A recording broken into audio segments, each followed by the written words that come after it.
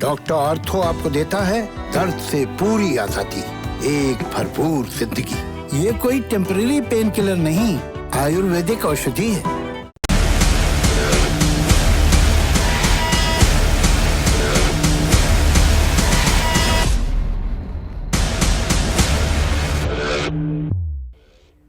तो अब डिबेट की शुरुआत करनी है। हुंकार में आप सभी का बहुत बहुत स्वागत है। डिबेट राहुल की संघ को लेकर दिल में पल रही नफरत के चलते हम कर रहे हैं।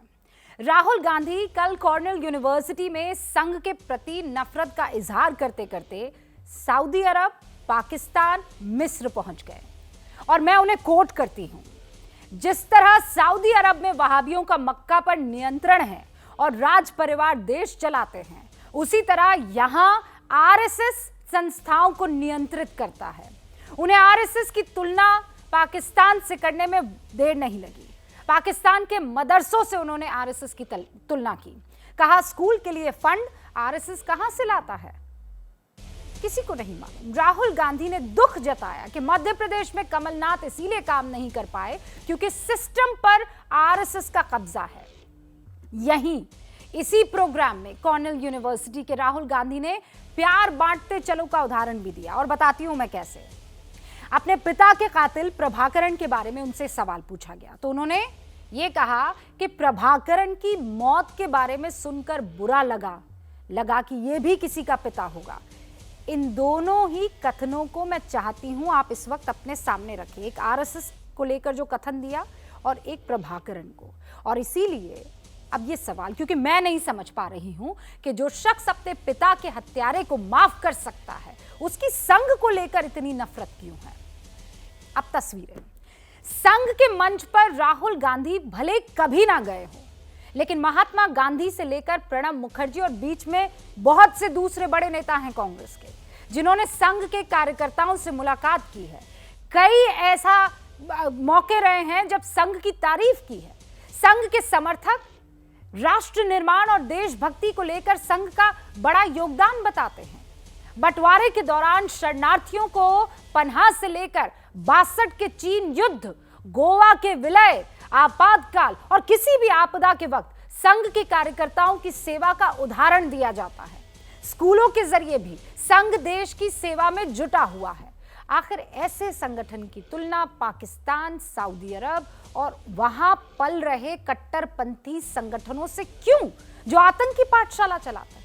आज हुंकार इसी मुद्दे पर 4 खास मेहमान हमारे साथ जुड़ेंगे इस पर बहस करने के लिए। लेकिन मैं चाहती हूं कि क्या हुआ राहुल के बयान देने और बयान के बाद उठी राजनीति को आप देखिए और फिर बहस।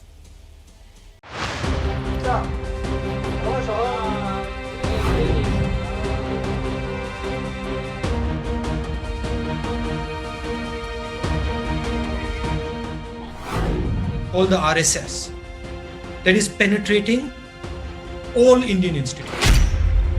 मौका कॉर्नेल यूनिवर्सिटी के प्रोफेसर कौशिक बसु के साथ ऑनलाइन बातचीत का था और इस दौरान कांग्रेस सांसद राहुल गांधी ने एक बार फिर आरएसएस के खिलाफ अपने गुस्से को जाहिर किया। राहुल ने आरएसएस की तुलना सऊदी अरब के वहाबियों और पाकिस्तान के इस्लामिक जिहादियों से की।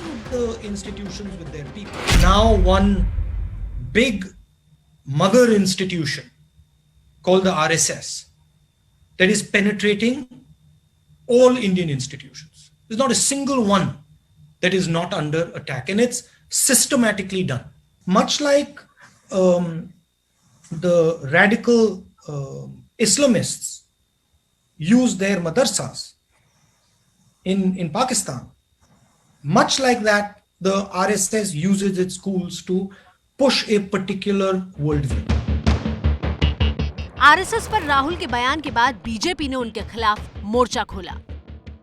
राहुल गांधी को आरएसएस समझने में बहुत समय लगेगा। आरएसएस देशभक्ति की सबसे बड़ी पाठशाला है दुनिया की, और इसलिए दुनिया में उसका आदर है। देखिए, राहुल गांधी अपने परिवार की उस परंपरा के अनुकूल ही कुछ कर रहे हैं। जब जवाहरलाल नेहरू को कांग्रेस के भीतर 1948 से 50 तक में सरदार पटेल, पुरुषोत्तम दास टंडन जैसे नेताओं की चुनौती मिल रही थी, तो उन्होंने आरएसएस पर हमला किया। जब इंदिरा गांधी को कांग्रेस के भीतर और बाहर में लोकप्रियता घट रही थी, तब उन्होंने आपातकाल लगाया और सीधे आरएसएस को निशान बनाया।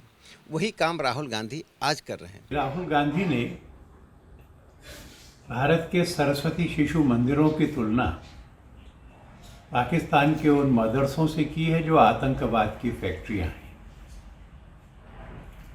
बयान हास्यास्पद है, असत्य है, कपटपूर्ण है।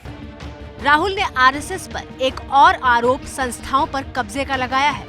एमपी के पूर्व सीएम कमलनाथ के हवाले से राहुल ने कहा कि आरएसएस से जुड़े अधिकारी कमलनाथ के आदेशों को नहीं मानते थे। They are actually filling.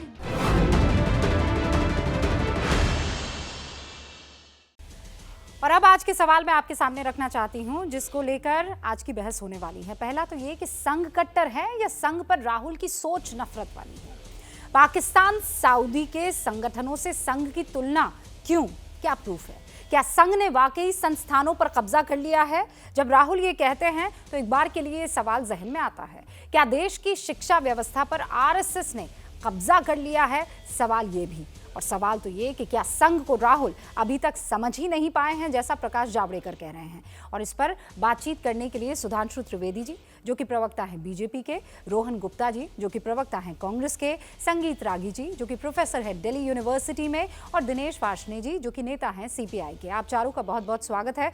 सबसे पहले शुरुआत संगीत रागी मैं आपसे करना चाहूंगी, चूंकि बहस आज संघ पर है।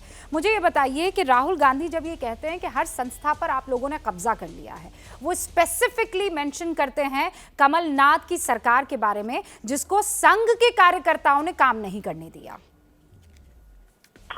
देखिए रूबिका जी, कई बार मैं ये कहता हूं कि राहुल गांधी की बातों पर बहुत ज्यादा टिप्पणी करने की आवश्यकता होनी नहीं चाहिए, क्योंकि वो बहुत गंभीर बातें कभी नहीं करते हैं। कांग्रेस पार्टी जब उन्हें गंभीर तरीके से नहीं लेती है तो मुझे लगता है आरएसएस को भी बहुत ज्यादा इस पर गंभीरता से सोचने की जरूरत नहीं है। मैं उन्हें विक्षिप्त नहीं कह सकता हूं, मैं उन्हें मेंटली रिटार्डेड नहीं, इंटेलेक्चुअली रिटार्डेड नहीं बोलना चाहता, लेकिन राहुल गांधी को न भारत की समझ है, न भारत के मन की समझ है, न भारतीय सभ्यता की समझ है, न भारतीय समाज की समझ है। वो एक अब आप उन्होंने आरएसएस के बारे में तुलना कर दी मध्य प्रदेश को लेकर के। क्या मध्य प्रदेश के सारे शिक्षा संस्थानों में ब्यूरोक्रेसी में आरएसएस का कब्जा हो गया है? आप बताइए। दिल्ली विश्वविद्यालय में जेएनयू में क्या आरएसएस का कब्जा हो गया है? ये मूर्खतापूर्ण बात है। कई बच्चों का रैम जो होता है ना, बहुत छोटा होता है, तो मैं इंटेलेक्चुअल रैम जो है वो राहुल गांधी का बहुत छोटा है। वो कम से कम ये भी तो जानते, भी तो पता करते जब तुलना कर रहे हैं कि क्या कारण था कि जब पंडित जवाहरलाल नेहरू जी ने गणतंत्र दिवस के परेड में आरएसएस को आमंत्रित किया। ये 40,000 बनवासी मैं यही रोक रही हूँ, गाँव में काम करने वाले, ठीक है, रोहन गुप्ता जी जवाब दीजिए। आतंकवादी संगठन है क्या? आतंकवादी संगठन को परेड के लिए नेहरू जी ने इनवाइट किया था? देखिए रूबिका जी, पहले आपने डिबेट की शुरुआत में एक सवाल पूछा कि राहुल गांधी की नफरत क्यों आरएसएस के लिए और अपने ही पिता के कातिल के लिए प्यार क्यों। मैं वहीं से मेरी बात शुरू करूंगा। ये नफरत इसलिए है कि जो भी देश के खिलाफ होगा उसके लिए राहुल गांधी के दिल में 100% नफरत पाई जाएगी। और कैसे देश के खिलाफ है आरएसएस, उसके मैं आपको उदाहरण दे दूं। जो लोग अंग्रेजों से माफी मांगे वो देशभक्त कैसे हो सकते हैं? जो तिरंगे का विरोध करे वो देशभक्त कैसे हो सकते हैं? जो लोग मुस्लिम लीग के साथ मिलकर सरकार बनाए बंगाल में, वो कैसे देशभक्त हो सकते हैं? जो 52 साल बीच में मत बोलिए, बीच में मत बोलिए, बीच में मत बोलिए। मुझे मालूम था आपकी तरफ, देखिए आप तड़पेंगे मालूम है। अरे आप आरएसएस के रबर स्टैंप पे आप चुप रहिए, बीच में मत बोलिए। रूबिका जी मैं चुपचाप सुन रहा था, ये क्यों डर रहे हैं? बाद में बोल लेंगे ना, बाद में बोल लीजिए ना, क्यों नहीं बोल पा रहे? रागी जी ओपनिंग रिमार्क, उसके बाद आप डिबेट कर सकते हैं। नहीं एक सेकंड, क्यों घबरा गए? एक सेकंड रागी जी, क्यों बौखला गए? संगीत रागी क्यों अपनी बात पूरी कीजिए आप। एब्सोल्युटली, प्लीज जी। मैं ये कहना चाह रहा हूं कि जो देश के तिरंगे का विरोध करे वो कैसे देशभक्त हो सकते हैं? जो संविधान का विरोध करे कैसे देशभक्त होते हैं? उनके जो सांसद हैं, वो जो राष्ट्रपिता है उसके हत्यारे को वहां पे वो लोग शहीद का दर्जा देते हैं और ये लोग चुप रहते हैं, वो कैसे देशभक्त हो सकते हैं? 52 साल तक तिरंगा नहीं फहराया, क्या ये हकीकत को ये लोग जुटला सकते हैं? नहीं जुटला सकते हैं। अंग्रेजों से माफी मांगी, क्या हकीकत को झुटला सकते हैं? नहीं झुटला सकते हैं। राष्ट्रपिता के हत्यारा को शहीद का कहा, क्या ये हकीकत झुटला सकते हैं? नहीं झुटला सकते हैं। जब ये सारी हकीकत है तब मुझे बताइए कैसे ये देशभक्त हो गए? और आरएसएस का एक प्रिंसिपल है जो इनके खिलाफ है, वो राष्ट्रद्रोही है, और वही पॉलिसी पे बीजेपी आज काम कर रही है। जो भी भाजपा का विरोध करता है उसको देशद्रोह का सर्टिफिकेट बांट देते हैं। ये कौन सा तरीका है? और राहुल गांधी के दिल में नफरत इसीलिए है कि जो भी आदमी देश के खिलाफ खड़ा होगा उसके लिए नफरत होना हर भारतीय की जिम्मेदारी है, और राहुल गांधी वो जिम्मेदारी अपनी हमेशा से निभाएंगे। और रूबिका जी, और एक चीज, उन्होंने 80 मिनट बात की, और एक चीज बोलना चाहूंगा। रागी जी मैं आऊंगी आपके पास। रोहन छोटी सी चीज, नहीं आप 10 सेकंड से ज्यादा सुनिए सर, मैं आप दोनों को 10-10 सेकंड दूंगी। 1 अरे 10 सेकंड क्यों? पहले क्यों नहीं बोल पाए?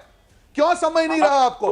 रूबिका जी नहीं, मुझे बताइए सर। देखिए, मैं मेरी डिबेट का तरीका एक बार समझ लीजिए ना सर। मैं ओपनिंग रिमार्क्स के लिए आप सबके पास, रागी जी प्लीज इंतजार कीजिएगा, हमारे पास पूरा 1 घंटा इस वक्त मौजूद है। ओपनिंग रिमार्क में ही फैल गए। नहीं, सुधांशु त्रिवेदी जी, ये रागी अपने आप को आरएसएस संयोजक रोहन जी, आप, मैं ये कह रही हूं कि आपको राष्ट्रपिता के हत्यारे को माफ नहीं करना है, लेकिन राहुल गांधी अपने पिता के हत्यारे को माफ कर देंगे। बिल्कुल। मैं इसके पीछे जब थोड़ा सा दिमाग लगाने की कोशिश करती हूँ रोहन गुप्ता, तो मुझे ना देश की बात नहीं है, देश की बात नहीं है, नहीं, आपके लिए पावर बड़ा है, आपके लिए कुर्सी बड़ी है, आप प्रभाकरण को माफ कर देंगे, लेकिन आप आरएसएस के उन तमाम समर्थक जो सिस्टम में पहुंच गए हैं, जो आपकी सरकारों को गिरा देते हैं, उनसे आप नफरत करेंगे। होने के बावजूद ये मेरी अंडरस्टैंडिंग है। You prove it wrong sir, you prove it wrong. Sudhanshu Trivedi ji, गलत है। हाँ ठीक है, you prove it wrong, you have, आपके पास पूरा हक है, राइट है, आप उसे रॉन्ग प्रूव कर दीजिएगा। सुधांशु त्रिवेदी जी, क्या वजह है राहुल गांधी की इस नफरत की? देखिए, कुछ नफरत की वजह है। पहली वजह यह है कि महात्मा गांधी की हत्या को लेकर उन्होंने एक बयान दिया था, जिसपे कि उनको कोर्ट में वो पूरी तरह हार गए। कोर्ट ने कहा या तो विड्रॉ करें या मुकदमा चलेगा। उन्होंने कहा मैं मुकदमा झेलूंगा। तो कोई भी व्यक्ति जिसके खिलाफ मुकदमा लड़ रहा होगा कोर्ट से, उसके प्रति उसके मन में सौहार्द तो नहीं हो सकता, पहला कारण। दूसरा, आपको याद होगा उन्होंने कुछ साल पहले कहा था कि मैं अब जरा वेद, उपनिषद और गीता रामायण पढ़ रहा हूँ आरएसएस को समझने के लिए।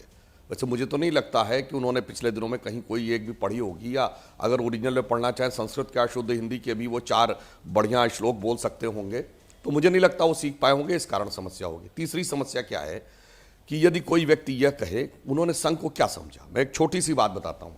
आपको पता है ट्राइबल एरियाज में काम करने वाला भारत का सबसे बड़ा संगठन कौन है? वनवासी कल्याण आश्रम। क्रिश्चियन मिशनरीज जाते हैं तो कन्वर्जन के भाव से, ये सिर्फ सेवा के भाव से।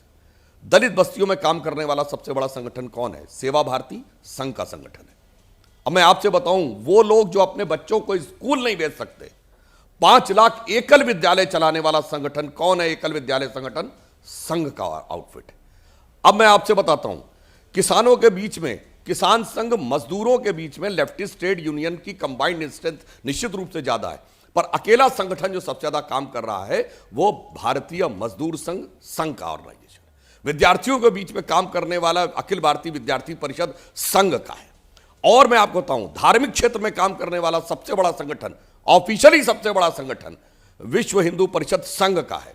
और जितने केवीके चलते हैं, कृषि विज्ञान केंद्र, उसमें जो भी दीनदयाल शोध संस्थान जो कि संघ का आउटफिट माना जाता है, उसके सारे केवीके यूपीए सरकार में भी A+ रेटिंग में आए। यानी उन्होंने सबसे शानदार काम किया। और मैं कहना चाहता हूं, भारतीय जनता पार्टी आज सबसे बड़ी पार्टी है जिसके अधिकांश नेता संघ से निकले हैं। मान्यवर, संघ को समझने के लिए राहुल गांधी को अपनी बुद्धि को विराट करना होगा। अगर संघ गलत है तो प्रणब मुखर्जी जी गलत थे। इंदिरा जी विवेकानंद शिला के उद्घाटन के समय गई 1983 में। याद करिए, संगीत रागी जी को याद होगा, रोहन जी आपने पढ़ा जरूर होगा, मीनाक्षीपुरम में 1983 में भारी संख्या में दलित कन्वर्ट हो गए थे। संघ ने विषय उठाया, इंदिरा जी ने हस्तक्षेप किया और वो वापस आए। इंदिरा जी गलत थी क्या? 1965 में लाल बहादुर शास्त्री जी ने युद्ध के समय गुरु गोलवलकर जी को बुलाकर सलाह मशविरा किया, वो गलत थे क्या? 1963 में जवाहरलाल नेहरू जी ने बुलाया, उसका उल्लेख कर चुके।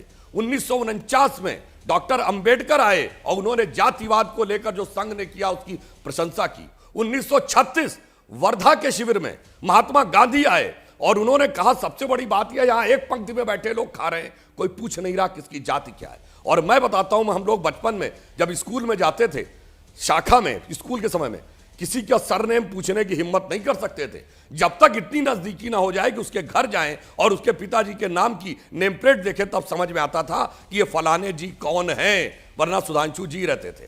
तो अब अगर राहुल गांधी या वर्तमान कांग्रेस मानती है कि गांधी जी गलत, नेहरू जी गलत, शास्त्री जी गलत, इंदिरा जी गलत, और पीवी नरसिम्हा राव जिन पे तो ये आरोप लगाते हैं कि वो संघ वालों से बड़े मधुर संबंध थे, वो सब गलत, प्रणब मुखर्जी गलत, एक में अद्वितीय प्रतिभा से संपन्न, समस्त ज्ञान से अभिभूत राहुल गांधी जी उत्पन्न हुए, जो जिनके पास सारा ज्ञान घनीभूत होकर आ गया। जवाब देना चाहूंगा। रोहन गुप्ता।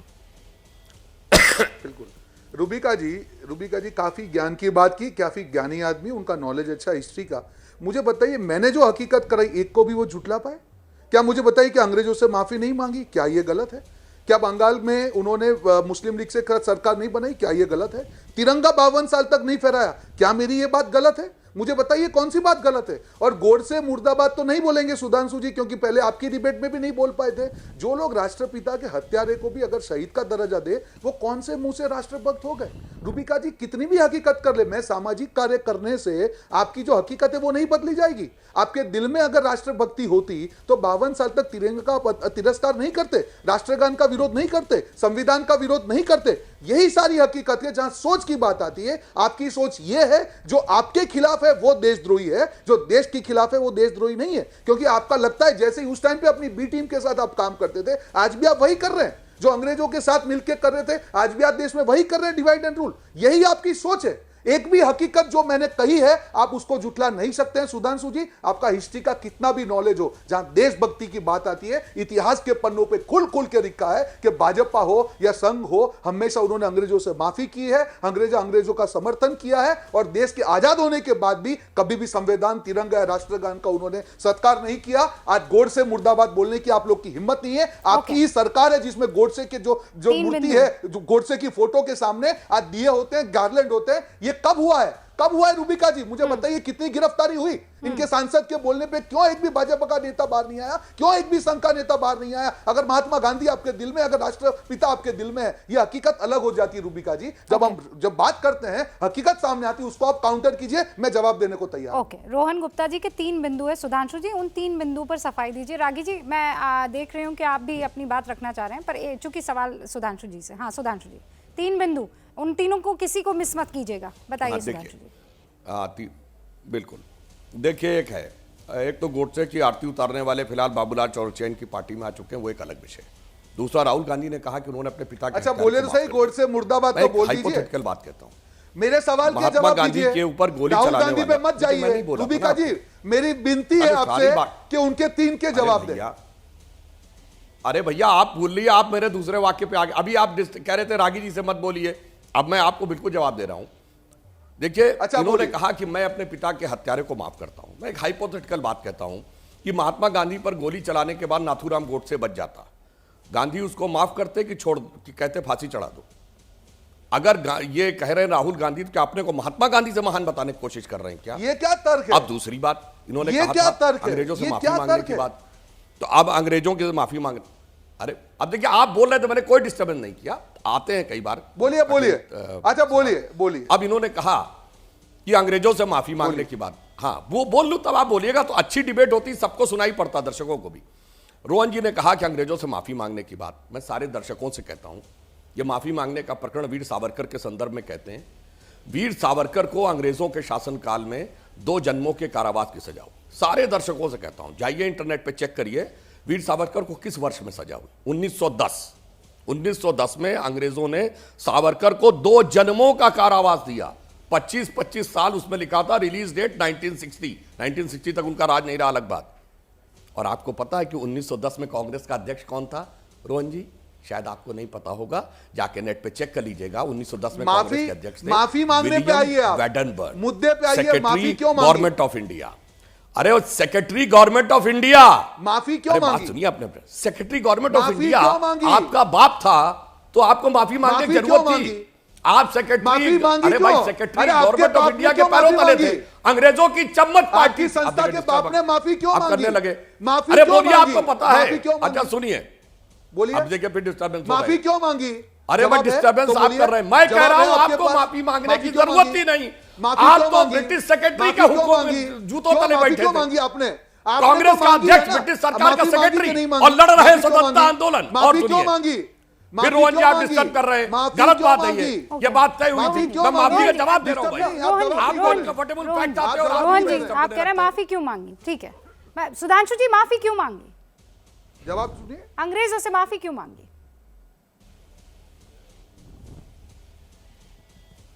मैं जवाब दे रहा हूं, सुनिए। किसने माफी मांगी? अगर माफी मांगने की परिभाषा यह है तो 1918 में आपने अंग्रेजों को समर्थन दिया प्रस्ताव पारित करके। यह क्या था? अंग्रेजों के आगे सरेंडर नहीं था। कांग्रेस मैं आपको दिखा रहा हूं, प्रस्ताव है फर्स्ट वर्ल्ड वॉर में मैं माफीनामा दिखाता हूं आपको। अरे माफी क्या? मैं माफीनामा दिखाता हूं आपको। फिर डिस्टर्बेंस कर रहे हैं। मैं दिखा रहा हूं आपको। भाई ये क्या तरीका है? खुद तो डिस्टर्ब रोहन गुप्ता जी एक बार उनको अपनी बात रखने दीजिए ना। किसी ने आपको नहीं टोका, आपने पूरी बात की। उससे पहले सुधांशु जी जब बात कह रहे थे उनको किसी ने नहीं टोका। बढ़िया बहस जा रही है, अब सुन लीजिए। मुझे लगता है इंटरप्ट नहीं करते, मैं सबको मौका दूंगी। हाँ सुधांशु, मैं बता रहा हूं। और भाई मेरे देखिए, रोहन जी तो नहीं सुनेंगे, उनको बड़ा डिस्कंफर्टेबल लगेगा। मैं आपको दर्शकों से कहना चाहता हूं, कांग्रेस का संस्थापक Allan Octavian Hume, secretary government of India, British government, ठीक। और आपको ना पता हो तो बता देता हूं, वो कॉमर्स के भी सेक्रेटरी थे, एग्रीकल्चर सेक्रेटरी थे। इसके अलावा मैं आपको 4 लोगों के नाम बताता हूं। जॉर्ज यूल, अल्फ्रेड रोब, विलियम वैडरबर्ग। ये जानते कौन थे? ये कांग्रेस के शुरुआती अध्यक्षों में से एक। माफी क्यों मांगने की जरूरत थी क्या? जो पार्टी प्रस्ताव पारित करके ब्रिटिश सरकार का समर्थन करती हो, उसे माफी की जरूरत है? प्रस्ताव पारित करके। और आपको एक मजेदार बात और बता देता हूं कि आज 26 जनवरी, हम लोग 26 जनवरी को क्यों मनाते हैं? क्योंकि 26 जनवरी 1930 को इन्होंने पूर्ण स्वराज्य का प्रस्ताव पारित किया। उससे पहले ये आजादी की लड़ाई लड़ी नहीं रहे थे। वाइसराय की एग्जीक्यूटिव काउंसिल में कंसेशन पा रहे थे। और ये पूरी बात हो जाने दी। जवाब नहीं मिला। एक लाइन और कह दूं, जवाब नहीं मिला। एक लाइन और फिर मुझे ब्रेक लेना है। एक लाइन और भाई जवाब दे दीजिए। माफी क्यों मांगी करने का? एक लाइन और बोल दूं। देखिए, इनके नेता दिन में करते थे विरोध और शाम को बैठ के उनके साथ डिनर करते थे। अकबर इलाहाबादी ने मोतीलाल नेहरू के लिए लिखा था, कौम के गम में खाते हैं डिनर हुक्काम के साथ, रंज लीडर को है बहुत मगर आराम के साथ। राहुल गांधी जो अपने पिता के हत्यारे को माफ कर देता है, उनके दिल में संघ को लेकर इतनी नफरत क्यों? जबकि चाहे वो प्रणब मुखर्जी रहे हो, चाहे वो महात्मा गांधी रहे हो, चाहे वो इंदिरा गांधी रही हो, चाहे वो पंडित जवाहरलाल नेहरू रहे हो, उन सब का किसी ना किसी एक मौके पर ऐसा वक्त आया है जब संघ के या तो मंच पर रहे या संघ के बारे में किसी तरह की कोई बातचीत या स्टेटमेंट उन्होंने दिया और पॉजिटिव दिया। दिनेश वाश ने, दिक्कत क्या है संघ से? ये नफरत है कि ये जलन है संघ के काम को लेकर? संघ रूबिका जी, संघ के काम ने, संघ का काम है ही नहीं। मैं आपको संघ के काम का तरकीब बताता हूँ। पहले हिंदू महासभा और फिर 1925 में संघ का उदय। इनके उदय से लेके और अब तक इन्होंने सिर्फ नफरतवादी राजनीति की है। कोई, चाहे वो धर्म के आधार पे की हो या क्षेत्र के आधार पे की हो या भाषा के आधार पे की हो या कपड़ों के आधार पे की हो या खाने के आधार पे की हो, ये नफरत के मास्टर हैं। और जितने संगठन सुधांशु जी ने गिनवाए हैं, इन सारे स्कूलों का सिलेबस लाके यहाँ पढ़ के सुना दें कि ये उस सिलेबस में क्या पढ़ा रहे हैं। हिंदी हिंदुस्तान, गंगा गाय गायत्री पढ़ा रहे हैं या नहीं पढ़ा रहे हैं।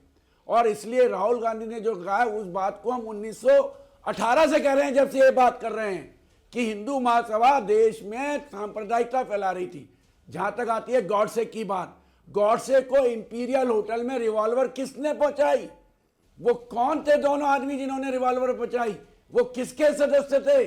और गॉडसे जिसने हत्या से पहले वो किसका समर्थक था?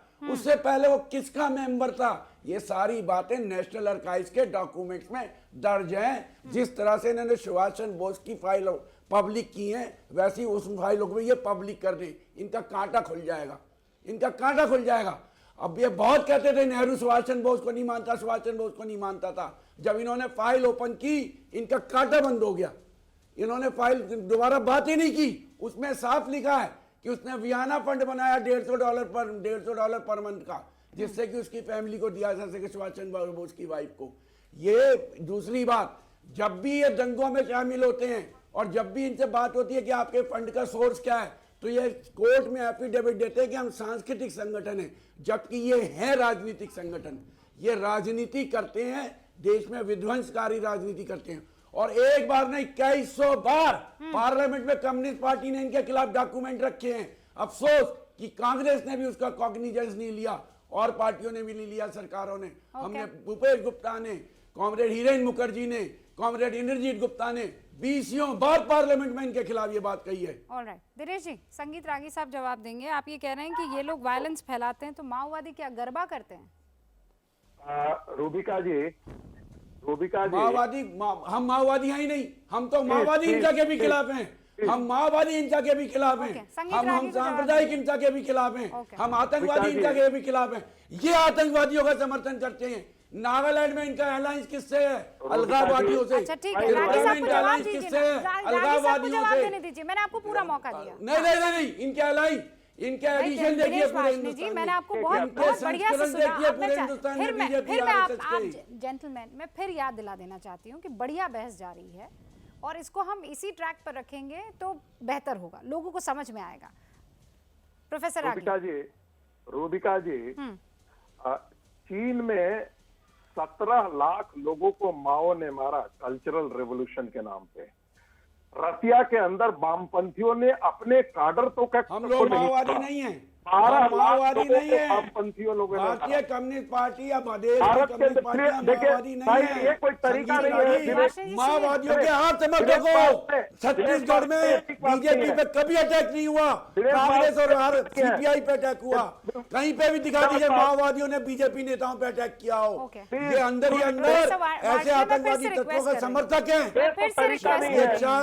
मैं फिर से ठीक है, उनको बोल लेने दीजिए, उसके बाद मैं मौका दूंगी। इस देश का सीपीआई, और ये लिस्ट लेके आते हैं प्रोफेसर वार्ष्णे, इस देश का सीपीआई का नेतृत्व केजीबी के इशारे पर काम करता रहा।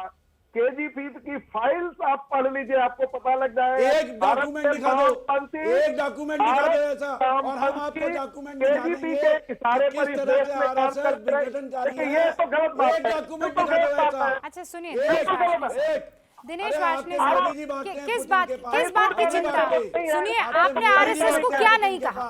अभी जब बहस चल रही थी, प्रोफेसर वार्ष्णे प्लीज, मैंने 3 बार रिक्वेस्ट कर दी, नहीं, नॉट आफ्टर 3rd टाइम। आप मेरी बात सुनिए। आपने संघ को अभी क्या कुछ नहीं कहा? क्या सुधांशु त्रिवेदी और संगीत रागी बीच में बोले? क्या वो परेशान होने लगे? बाकियों के फीडर ऑफ रहे, हमें कोई आपत्ति नहीं है। हाँ, वो आपने उनको आतंकवादी संगठन तक कह दिया, आपने उनको ना जाने क्या क्या नेम कॉलिंग की, लेकिन किसी ने कुछ नहीं बोला। सुन रहे थे, अपने वक्त का इंतजार कर रहे थे। आप अपने वक्त का इंतजार कीजिए। संगीत रागी, देखिए, मैं सिर्फ इतना कहता हूं कि जो वामपंथी दुनिया में मानवता के सबसे बड़े हत्यारे हैं, ये जैसे आदमी को मार करके लटकाने की शुरुआत 70 के में सेनबारी, तो आपने सुना होगा ना कि 2 भाइयों को मार करके उसकी मां को जिंदा खून पिलाने वाले बंगाल में 1970 में वर्धमान जिले में ये कौन लोग थे? ये सारे यही थे। सीपीआई उस समय सरकार में थी या नहीं थी? दिनेश भारत में सरकार में थी या नहीं? दिनेश भारत बताओ, सरकार में थी या नहीं थी? बताओ या नहीं थी? बताइए यदि कि मल्लापुरम डिस्ट्रिक्ट तैयार हुआ था, वो मुस्लिम लीग के कहने पर हुआ या नहीं हुआ? ये भी बताओ, इसको बताओ। ये गलत बात है रूबिका जी, निकालो उसको। रूबिका जी, ये गलत बात है, नहीं निकाल सकते तुम। प्रोफेसर वार्ष्णे, आपको अपने इमोशंस पर काबू रखना होगा। मैं फिर कह रही हूं आपको। इनके एक बहुत बड़े नेता थे ES नंबूदरी साहब। मल्लापुरम डिस्ट्रिक्ट जो है वो वहां के इस्लामिक फोर्सेस जो इनको सरकार बनाने में सहायता दे रही थी, इंडियन यूनियन मुस्लिम लीग, उसके इशारे पर उन्होंने सेपरेट डिस्ट्रिक्ट छूट दिया। ये अपने आप को बड़े सेकुलरवाद देते हैं। प्रोफेसर थॉमस के हाथ काट लिए जाते हैं, ये चुप भी रह जाते हैं, ये बड़े सेकुलर है, ये आतंकवादी संगठन नहीं है। अरे दुनिया में आतंकवाद का पर्याय कब बनते हैं? आज उस बात पे नहीं है, संगठन के खिलाफ आज उत्तर नहीं थी, आज उत्तर नहीं थी। उसके खिलाफ तब केरल में आमपंथियों को आरएसएस से क्यों दुश्मनी है, मैं बताता हूँ। आप तो कहते हैं सुप्रीम कोर्ट जजमेंट नहीं मानेंगे, आपका अध्यक्ष कहता है अमित शाह कि सुप्रीम कोर्ट जजमेंट सारी नहीं मानी जाती।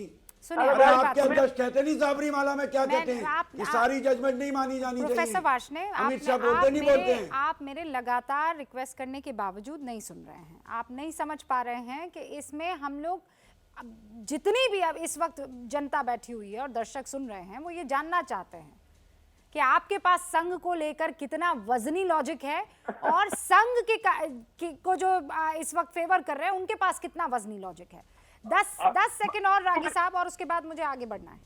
रूबिका जी, भारत को देखने की दो दृष्टि थी, एक तो दृष्टि संघ की थी और ये दो सांस्कृतिक दृष्टि से भारत के संस्कृति और भारत की सभ्यता की दृष्टि से संघ को देखकर भारत को देखने की दृष्टि थी।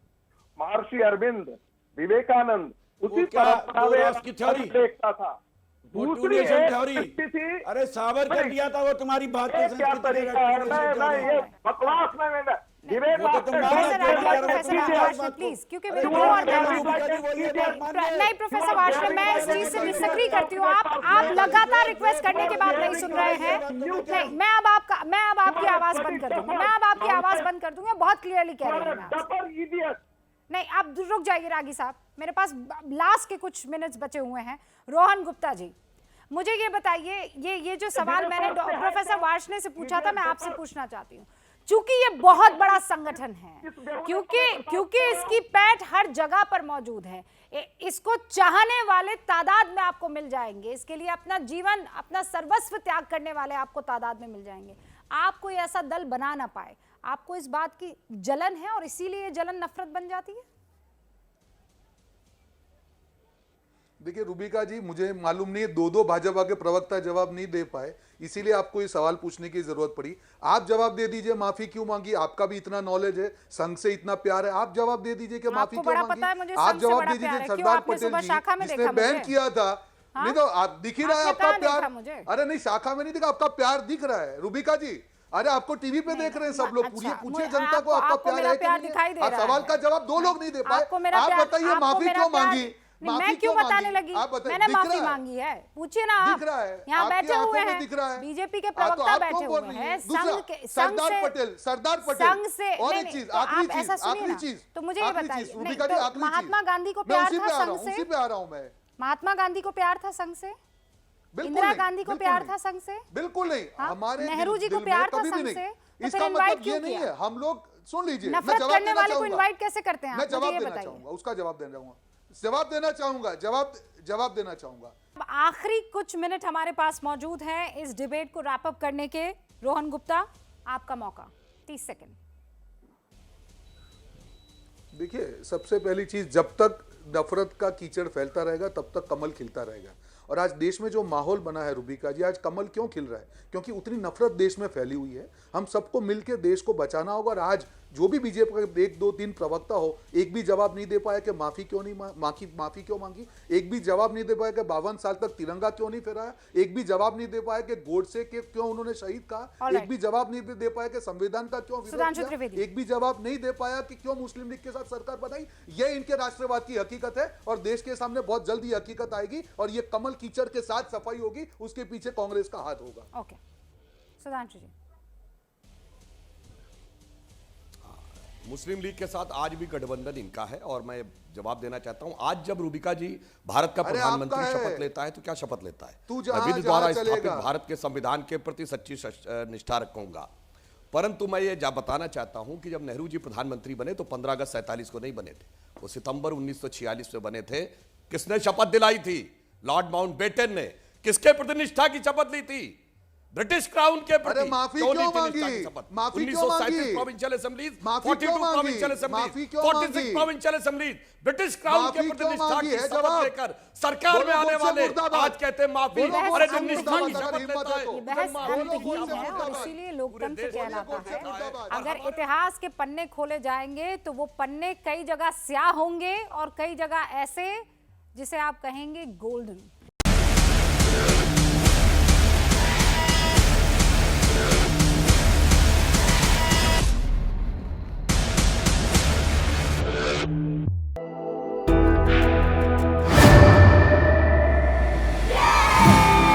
घुटना, कंधा या कमर, चाहे जैसा हो दर्द, डॉक्टर ऑर्थो आपको देता है दर्द से पूरी आजादी, एक भरपूर जिंदगी। ये कोई टेम्परेरी पेन किलर नहीं, आयुर्वेदिक औषधि है।